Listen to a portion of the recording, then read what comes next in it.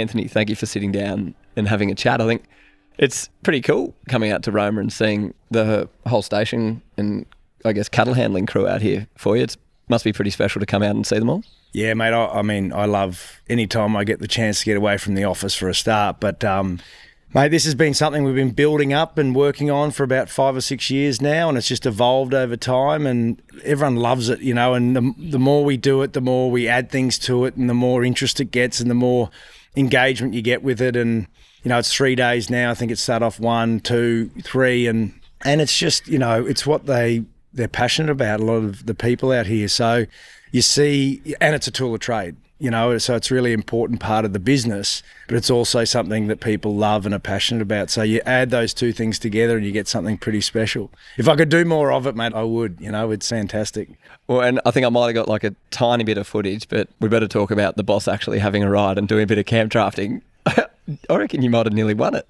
No, mate, I always get a few extra points, but, mate, I just love having a run around, and I think people enjoy. I do it once a year, right? Like, it's not something that I practice for or anything like that. It's more so just being involved with the crew and having a bit of a blast, and you get a buzz out of it, and, I jump on a different horse every time, and, mate, just great to get around, and it does bring that competitive side out in you. You're like, oh, I've got to do that again and do better at it, So I love it, mate. It's fun, yeah. Well, it's probably someone with... You had the most pressure on you of anyone. One, because you're the big boss, but two, they also want to be able to see what you can do, and I'm sure within you as well, you want to show them that you can ride and handle cattle. There's a little bit of that. I say not, but there's always a bit of that. But it is actually more about being part of the team. For me, just doing it, I'm far from the best. And, it's not about that. If I wanted to be the best at everything, you'd do hardly anything, right? It's about being involved and enjoying the thing that they love and I love, with them. So I think we'll come back and chat about the business, but I'd love to know, what do I need to understand about you, your early life, your childhood, that has really shaped you and your passion today? Mate, I've always just grown up in the business. So for me, it was just something that was there from day one. We lived in the city. My father sort of, he spent a lot of time out here, but by the time I was sort of getting old enough to travel with him, he was in the city and building the business there. So, but we did a lot. It was just always a part of my life. I just looked at it. I didn't really think of it as a business until I got a lot older. But the older I got, I've always said this, when you start out, and particularly in the meatworks, it's not something that naturally draws you in, I've got to work in the meatworks type thing. But I did a lot of that stuff, and it was a good sort of learning ground. But as I got older, what it was about was, this is a food business, and this is actually something really important. And what better business to be in than something that makes food for people? And so I just went from it being a production thing to actually a food producing business, and just growing it from there, and absolutely love what we do, and always think about what more we can do, and just always want to be in the food and meat game.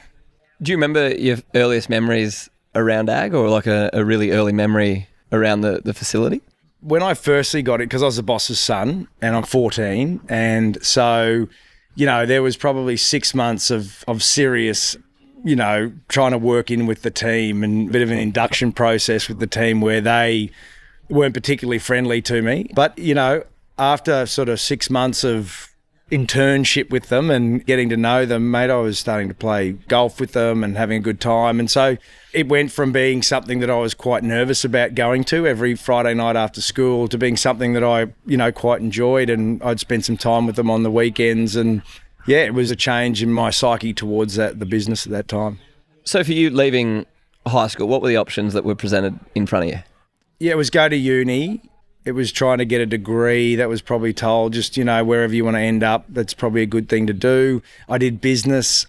I think it's interesting. I look back on business management, and you're learning about conflict resolution and different things like that, where you have no idea about, and it's only till you get in the workforce you really understand those things. And so I think uni was more so just a time for me to do a few things like that, but start to work more in the business, get an understanding for it. And then I think after I'd done uni and I'd worked in the business for 6 or 7 years by that stage, I just wanted to do something different, and just get a feeling for what else was out there, and what other options were there. Wanted to see the world. And so I went away for a while, and that was that was a fantastic experience. Like I learnt so much during that time, not really any sort of meat or, career progression stuff, but it was more just about life skills. But I always had a bit of a drawback to the business, and I was always, staying in touch with the old man, and he was telling me about what was going on. And he came to the US. I'd been away for about 5 years or 4.5 years, and he came and said, we're about to build Retail Ready, which is the value add, the end part of the supply chain, cutting the pieces of meat up, putting it into a tray, putting a weigh price label and sending it to the store. And that was really the evolution of the business, a vertically integrated model. He said, we've not done this before. It's a new area of the business. Now's a perfect time to come back.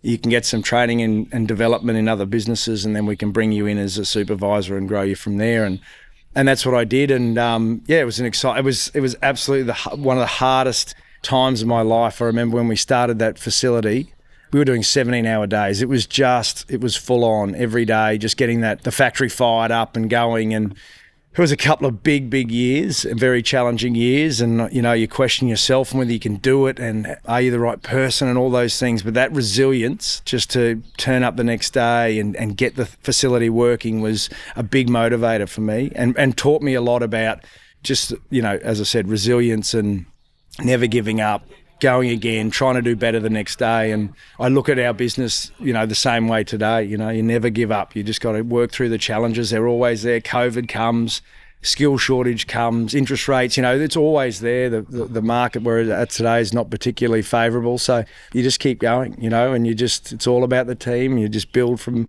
there, make it better every day. And so that's, a little part of it. So you spent 5 or 6 years, you mentioned, overseas. What kind of businesses were you working in over there? Well, not career progressing, but it was I was scrubbing dishes, flipping burgers, I was varnishing boats, I was taking photos on ski fields, I was a postman at one stage. The main thing for me was getting around and seeing different countries. So I'd never spend more than sort of 4 to 5 months in a country, and then I'd move on and I'd want to do a summer somewhere, a winter somewhere. And so I just, it took me to all sorts of places, all sorts of companies. Probably the most enjoyable one was actually the photography one, where it was all commission based and it was all about selling. It was all about getting people fired up on, here, I'm going to take this, do that, and trying to attract people into something you were doing. And that taught me a lot. And I made some really good money out of that business. Actually, it was quite interesting and had a good time along the way. Do you still take photos now, or is it? No, that's my wife. I'm terrible at. That's the other thing. I'd never taken a photo. Like like there weren't phones with cameras on or anything like that. So I had no idea. Like I literally, had to learn all about that. But so I don't have any sort of passion in that, I suppose. But my wife actually has, and she's doing a great job taking, getting around, doing a lot of ag sort of shoots and whatnot, and just absolutely loves it and going really well. There you go. It just passed on the skills that you never had. Yeah.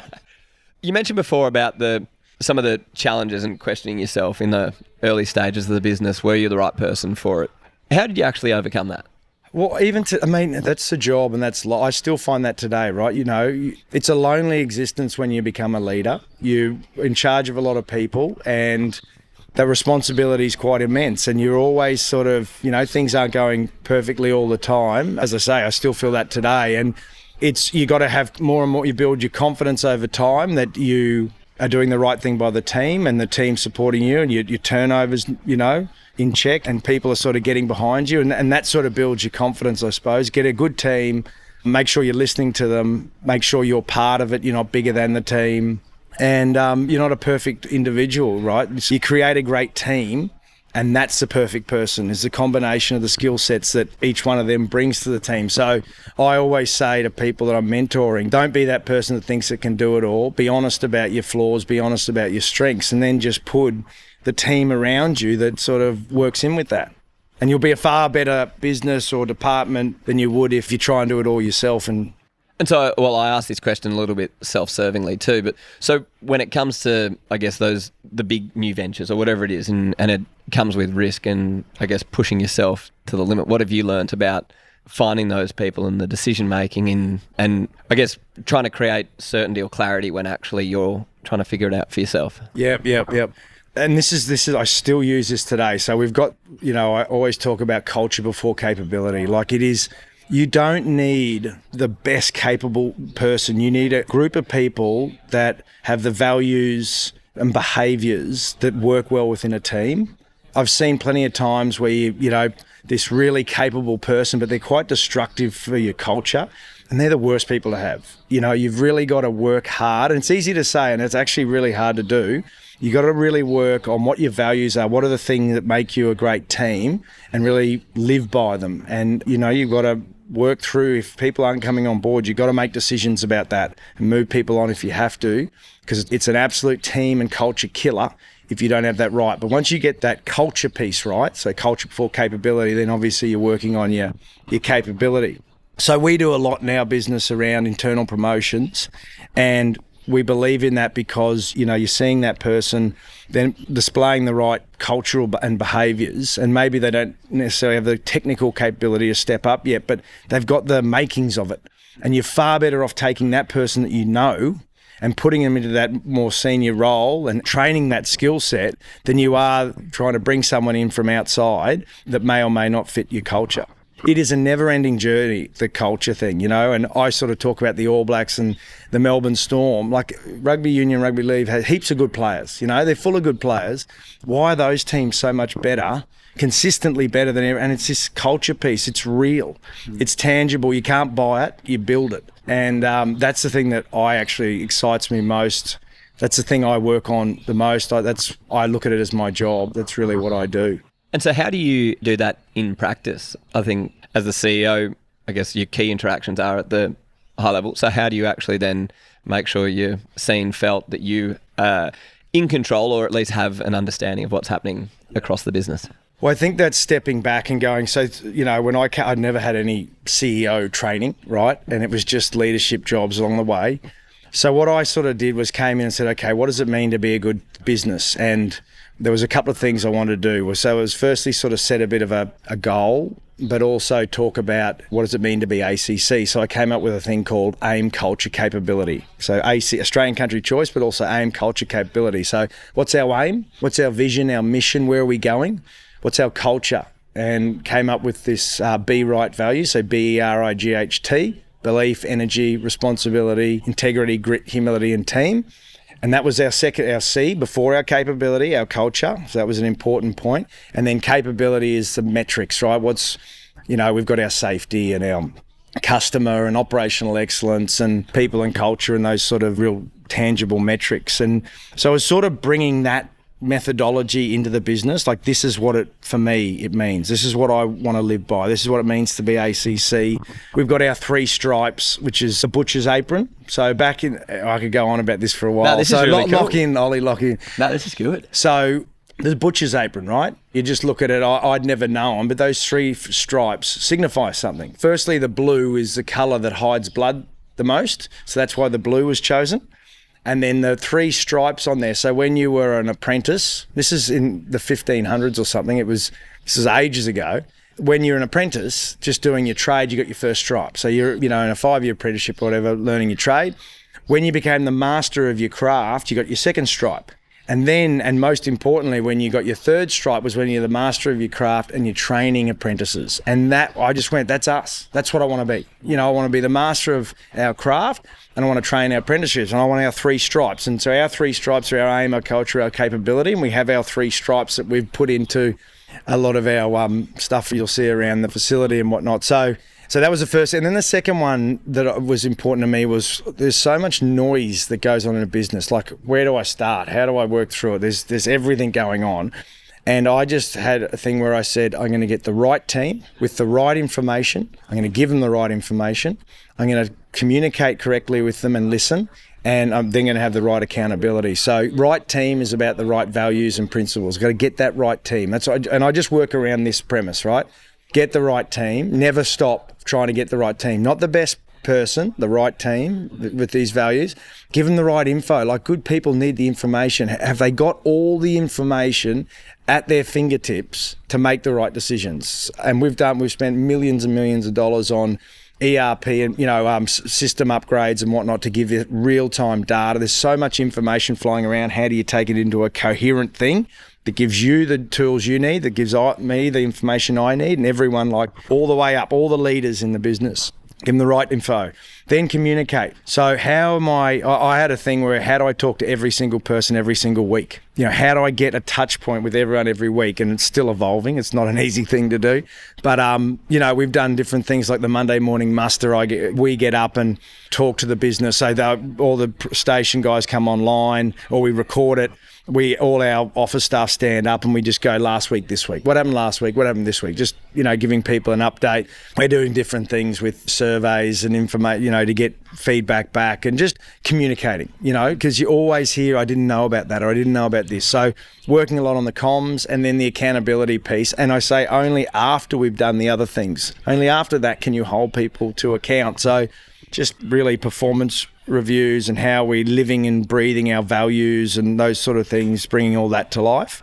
So that sort of thing I just rotate through, right? With all the noise that goes on, have I got the right, why is there a problem? Have I got the right team? Have I given them the right info? And generally you'll find in one of those steps, you got a failure and you need to close that gap to keep going. Okay, just as simple as that. Yeah, that's all it is. So that was just me, mate, just going, I don't know what to do here. So I'm going to think about it and spend some time to analyse what I want to achieve out of this and how am I going to take a complicated business, like they all are, and simplify it and make sure I'm always coming back to those basics. I just find that so fascinating how, from where I'm sitting, I can see your mind working through those different things. I was having a conversation with someone literally only this week, and they said, do you think the great leaders in business, but in agriculture specifically, are they smarter than everyone else? Are they harder working than everyone else? Or is it this ability to connect things? Yeah, they're definitely not, well, in my case, definitely not smarter. They're humble. No, mate, it is absolutely about the team. I am that's everything, right? I've seen businesses succeed and fail. Same assets, different team, so and I won't mention the businesses, but big businesses where they've been going really poorly, brought a new management team in and totally changed around. Same sort of assets, haven't changed anything other than the people. People will make or kill your business. So for me, it's not about the one person. It's about having the ability to put a good team together, give them the vision, give them the mission. Where are we going? My job is not to do everything. In fact, my job's almost to do nothing. That's what I got told as a CEO. You do nothing, but you do everything. And so it's all about just standing back, bird's eye view. Is it all right? Why is it not right? And then coming up with those basics, to really... And that for me is the art. How do you get that? How do you get the Melbourne Storm? How do you get the All Blacks? How do you get the culture? That's the job.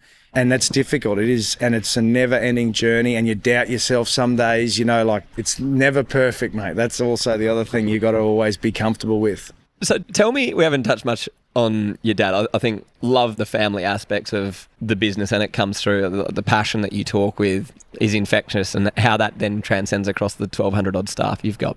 Tell me a little bit about your old man and what kind of role model he was and mentor for you. Yeah, he was a visionary. So you want the long story? Yeah, let's go for it. Sure.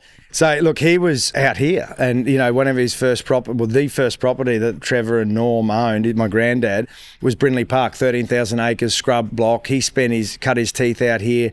They just had Herefords. I think they didn't know who their customer was. They just sell it, whoever. And he just hated that model. He wanted to know who his customer was, and he wanted to underpin their business with his assets. And that was a vision that he always had.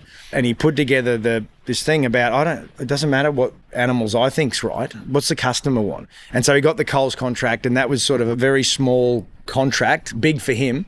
But he really grew that with this whole philosophy to give a customer what they want all the ways. Just ask the customer what they, and that grew into be what it is today, all on the back of that philosophy, whether it's Brahmins or crossbreds or Wagyus, whatever it is, give the customer what they want all the time. Never not supply was his motto. So ours is this be right these days, but his was, never not supply. And that was how he built the business. And that's what I've learnt a lot from my old man. He's very strategic, very visionary. He's always stayed to his core of what, is important in business. And one of the many things, most important thing is the customer piece, knowing your customer, giving them what they want. The other thing that I'd like to evolve that to is that, it's not just about your end customer, it's also internally. So when you've got HR, safety, quality, all those service functions, they've got customers. So what I talk to them about too is saying, who's your customer? Know what they want and deliver. So if it's a people and culture department, operations is your customer.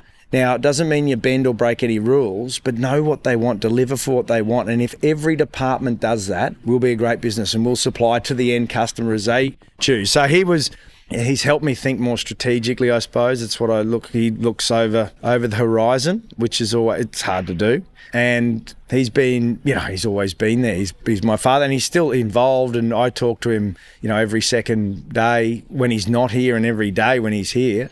And we're not talking the minutiae, we're talking those big picture things, and he's a wonderful sounding board for those really sticky, big things that you're grappling with. And there's been plenty of them I took over the CEO role, and I think the next week COVID hit, it was just, you couldn't ask for.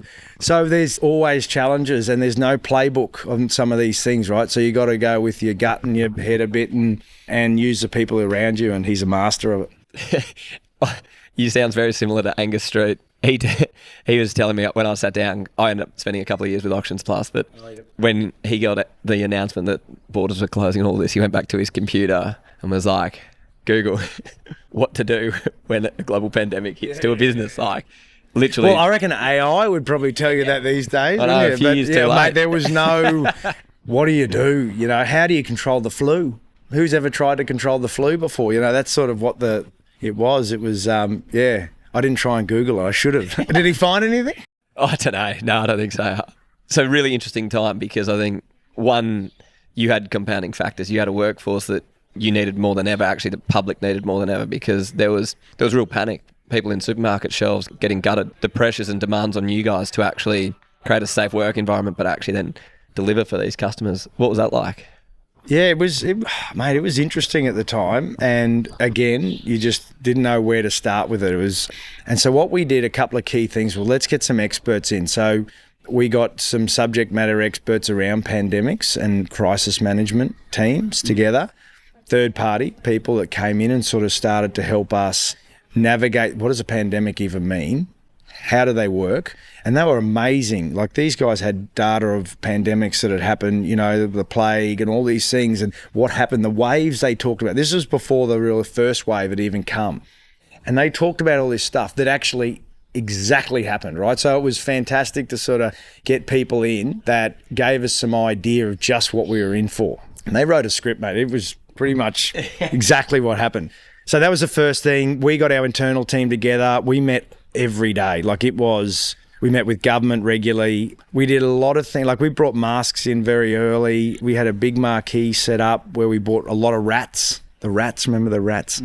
And gnats, we had gnats. So we had the rapid antigen test. We had the nucleic acid test, which was like a PCR. So we had all that set up fairly early on, and every single person in the meatworks was being tested every single day. So there was so many, 150 grand, I think it was, a day that was costing us. It was a ridiculous amount of money, but it might have been a week. I got that wrong. But anyway, it was a lot of money, but we looked at it as you had an option of being closed potentially or staying open, right? So what that meant was, one is the people coming through that tent knew that they were clean going into work, right? So they felt safe in the work environment. They were super spreader, abattoir was a super spreader place, and throughout the world, people were dying in abattoirs. So people felt safe. They would bring their families to get tested, so that was a really positive thing, and that kept the business going. We've actually done a lot of things that we've kept. We created a balaclava, a washable balaclava with a mask embedded. So we've kept that going. A lot of perspex dividers on all our lunchroom tables, so no one was face to face, but still we could house hundreds of people in close confines. All the sanitizer stuff, all of that's still going today. So again, out of adversity comes the good. And if I look at it positively, I'd say we're a stronger, healthier business. I think we've got lower absenteeism and sickness in our business now than we used to have. So, what is that? Is that I can't put my finger to say it's definitely that, but it's probably helping. People are turning up, which is a good thing for our business. So you've had, before I think we touched on maybe the education side as well, but you've had a heck of a run in 3 and a bit years, because then also was the China ban as part of this as well? Yep. Well, what was that like? And China ban, skill shortage, interest rates, changing the whole customer base. We went from all Coles to no Coles within 3 years. We had to change 4.5 million acres, 300,000 head of cattle, 3 feedlots and a facility full of 6,000 head a week. In 3 years, go now, do it. And COVID and all the things going on at the same time. So there has been a lot, and it's put a lot of pressure on our team. There's been an amazing resilience there. I cannot thank them enough. Just love what we've been able to achieve in such adversity. And, we haven't really had a lot of attrition with people. So people have really dug in, and we've come through so much. It'll probably feel really easy. We won't know ourselves, but it has been a challenging couple of years. It still is, with a lot of the cattle market and meat market's pretty soft, and that's a bit worrying. And I think where China's at globally, I think we're just starting to see interest rates. I know I've spoken to some people who own a large logistics company throughout the world. Every one of their facilities is full of meat. Their stock turns have gone from 6 to 4. That's all proteins. So, if you think about it, interest rates rising, we're all just eating a bit less, aren't we? Or we're moving away from the expensive items anyway. And so, we've still got a lot of challenges ahead of us to get through the next couple of years, but we're becoming a stronger and stronger business to handle the shocks, and our vertically integrated model sort of helps us with that as well. So they'll always be there, the challenges, right? You just got to know that that's part of business, and you just wake up the next day and try and make it a bit better. There's 2 things I'm really curious about. One, do you end up finding this nearly addiction to this adrenaline rush on the edge, managing, no addiction to it? No, I like positive cut and thrust. I love the strategy. I like where's the next thing and the next opportunity. Love that. That's addictive. The really, dealing with crises and whatnot is not, you'd like to see way more of your time spent proactively than reactively. The last couple of years have been all reactive for us with what I was just mentioned. But so, just moving that towards a more proactive sort of, growth, opportunity, diversification, what's next, that's certainly enjoyable. And then the second part I was curious to find out about is, what do you do outside of work to be able to keep showing up at the level you and the team need? I got 4 young kids, so I try and spend as much time with them doing, they love their horses and their motorbikes and getting out here. We come out here as much as we can. I like all sports, so whether it's watching it or going and playing it. So, everything from going for a surf. I used to play a bit of golf, but I don't do any of that. So, but just getting out with my friends, doing different sports, family time. I sort of try and do this thing. I was told that, you've got your work, you've got your personal life individually, you've got your family, you've got your friends, and you've got to try and do all of that a bit. I'm a bit lopsided to the work side at the moment, but it's really important to do those other things and take a break, switch, take your 4 weeks annual leave a year, and make sure our team does that. Out here historically they're always challenging for people to actually leave, but it's so important to just switch off and, spend time doing what you love, and you come back recharged. So that, that's all important stuff. I did hear that you're a surfer. It's like a bit of an interesting mix, isn't it? One of Australia's largest agricultural businesses with the CEO who surfs as well. Well, remember, I grew up in the city, right? So I grew up. But Brizzy's doesn't exactly have a great beach. No. My old man had Trevor had a unit down the coast, and he was a surfer. So he'd just take me, 8 years old or whatever. I started doing that, and I love the water, mate. I really enjoy. That's actually where you're sitting out there at the back, waiting for a wave. It's just a really pleasant environment, and you really do think all sorts of things out there, and it's a very relaxing sort of time and very social. You go with your buddies and go for a wave. Love to get over to Stratty, let the tyres down, take an esky and take some seafood, get down on the beach and spend the whole day down there. Kids running around, teaching them to surf. A lovely way to, like bush and beach for me. Bush and beach, those two are my real loves. That's cool. Now, while we're on the kids, and I think a huge part of, it's really only just the beginning of the potential impact that I think you're really leading and a key part of in ag education. a couple of years ago, or last year at the ACCA, you gave a speech about the importance of getting agriculture into the mainstream so people understand and reconnect back to where food comes from, how it's produced, why it's important to have that understanding. What was the conversation that actually sparked this passion? Oh, I mean, Kerry the other day, Kerry Lonergan talked about the kids and learning, being told at school a few things about agriculture. That's one of it. You know, I certainly don't like to hear that. I hear that a lot. So that's not just my kids. I'm hearing that a lot. I also just think it was seeing that I don't think we were doing it that well. I don't think, and I don't blame the teachers. Like, I'm not saying it's the industry's fault. I think we've just missed this thing where there's a country-city divide that's happened very quickly and very significantly, and I don't think we've really caught on to, oh, hang on a minute, we're losing that contact. We need to make sure that people are understanding it as they go through school, not because they all have to come into the industry, but because it's critical, right? It's an essential service through COVID.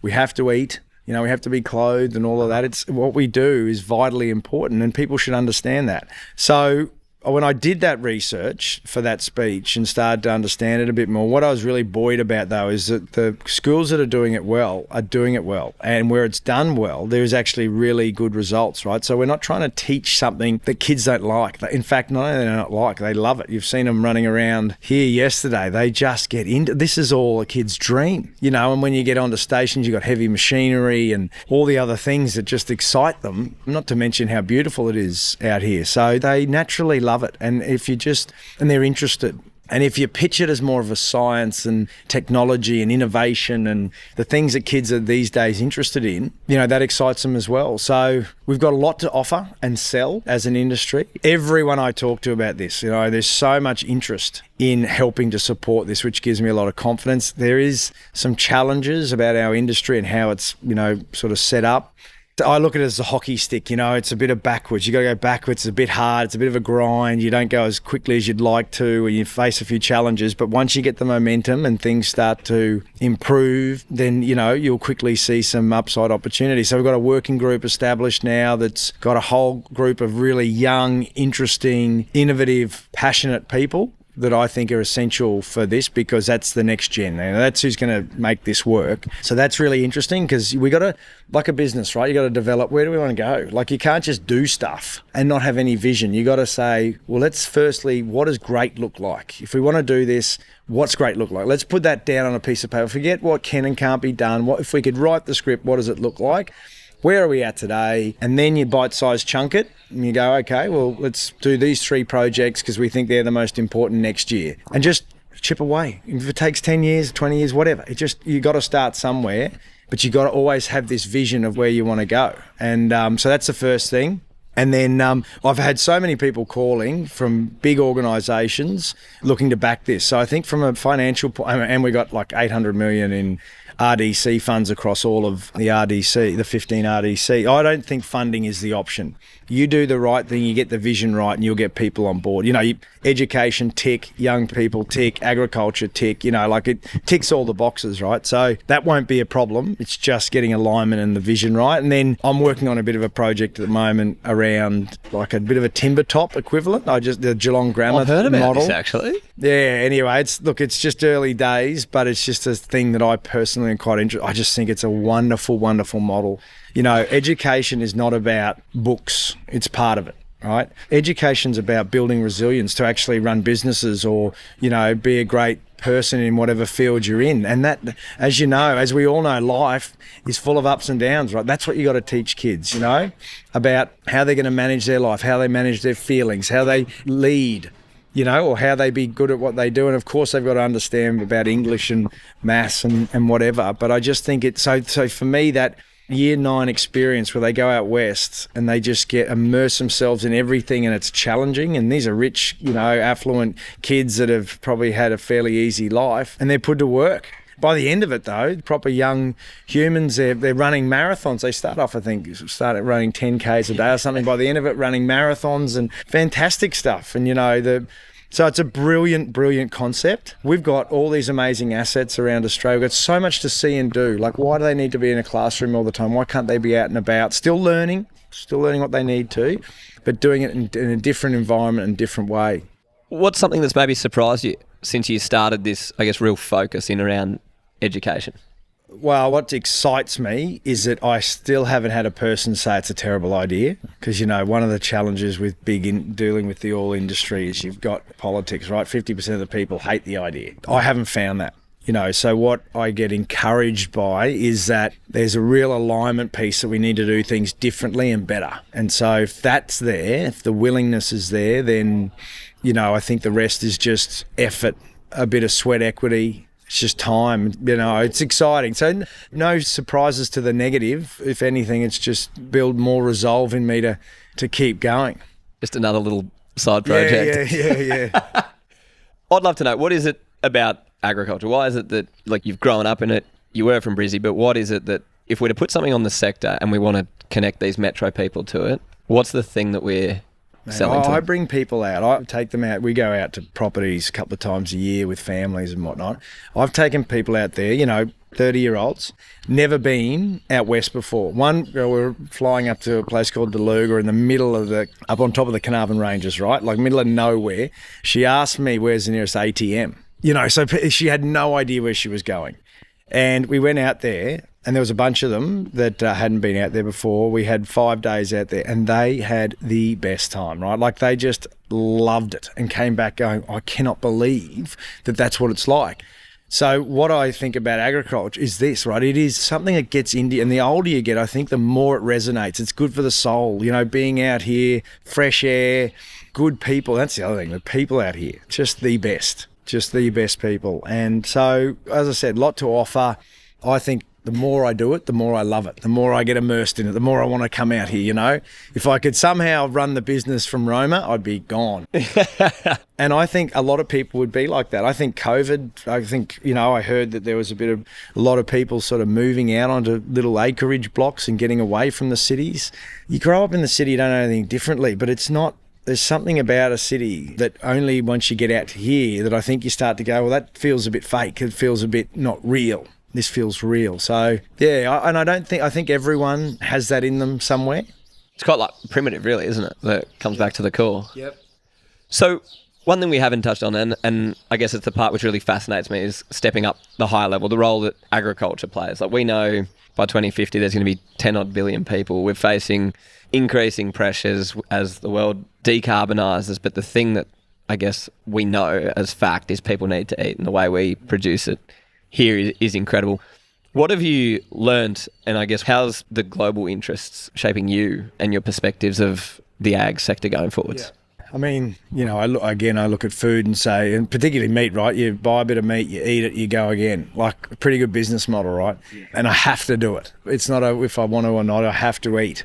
What I think, though, is there is major headwinds, you know, as you say, global population to 10 billion people. I heard a stat that said something like, we got to produce more calories from now to 2050 than we've ever produced. I don't know who came up with that. If that's even remotely right, you know, the challenge of that is immense, right? And in fact, if anything, arable land's becoming less.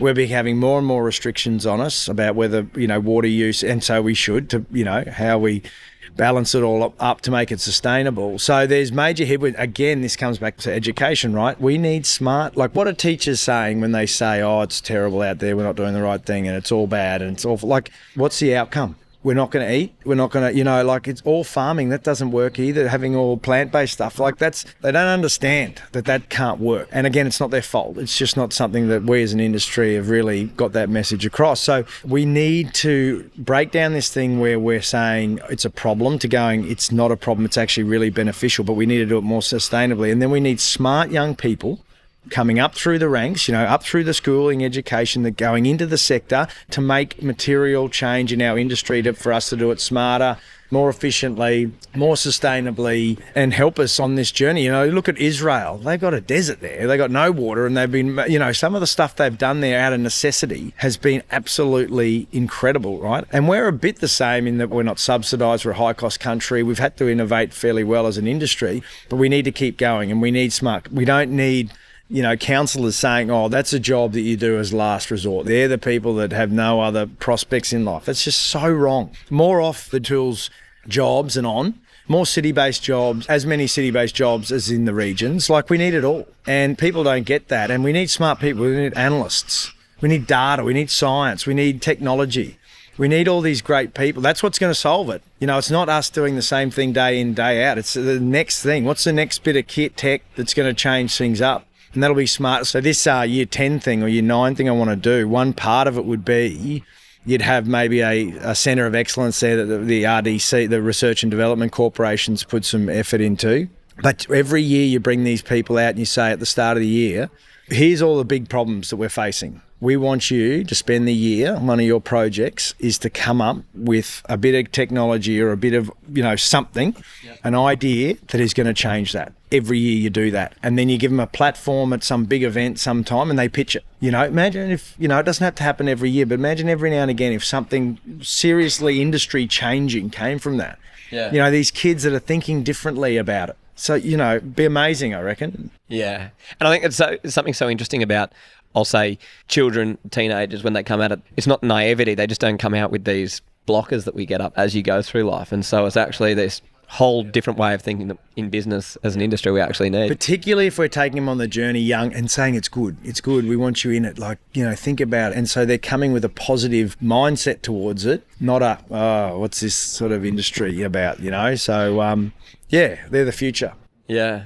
So one question I ask everyone on the podcast, if you had the chance to go down and chat to year 10 students in a metro school, what would you say to them about a career in agriculture? It'd probably take a long time. I think there's so much to say to them, but it would just be that I'd want to give them the opportunities that they would resonate with in a city. Like I'd want to show them CEOs or, senior technology, CIOs or people that are working in and around the sector that have made good money, good livelihoods. They live in a city, they have a great career. And just probably paint a picture that's probably not there. I wouldn't show the farmer on a tractor. I think that's the picture they've got. I'd want to show them the pictures they don't have, which is so much of what we do and so much more of what we need. Just try and open their eyes to that a little, I think. Yeah, cool. Well, Anthony, I know you've got a lot on out here with your whole team. So no, thank I've you so much. enjoyed it, mate. It's been good. I could keep going. Thank you so much. Appreciate it, Ollie.